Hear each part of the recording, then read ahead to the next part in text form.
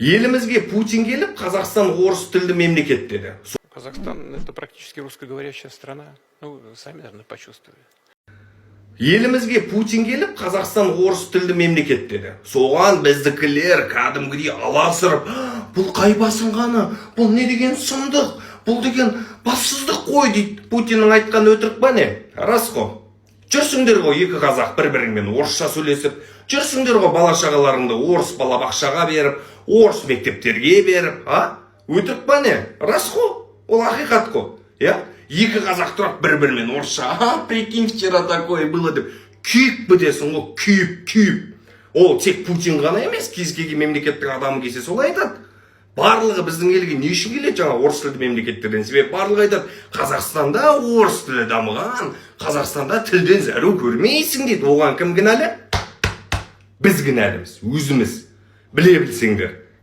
Енді қазір маска киіп алып, ойбай, деудің қажеті жоқ. Бәріне өздерің істедіңдер. Бәріне өздерің кінәлісіңдер. Бала-шағаларыңа әке, шеше, ана деп айтқызудың орнына, ой, папочка, ой, мамочка деп. Ана қатындарың жүр, блядь, қазақ қатындарың. Сына, доча, а пойдем к Жеке, а пойдем к дедушке деп. Факт қой, факт. Неменеге өтіріп маска киіп алып, деп атсың да? Ел болам десең бесігіңді түзе дейді. Ел болам десең бесігіңді түзе дейді. Бала-шағаң ертеңгіні осындай сөз естімесін десең, бала күнінен бесіктен оған бесік жырын айт қазақ тілінде. Бала күнінен оның миына құй қазақ тілін. Қазақ мектепке бер, қазақ балабақшаға бер. Ұлтына, еліне қызмет етуді үйрет. Әжека, бабушка, дедушка, доча, сына демей. Әке деуді, шеше деуді, ана деуді, әже мен ата деуді үйрет. Жеті атасын үйрет. Кебап енді өздерінше дейді ғой маған.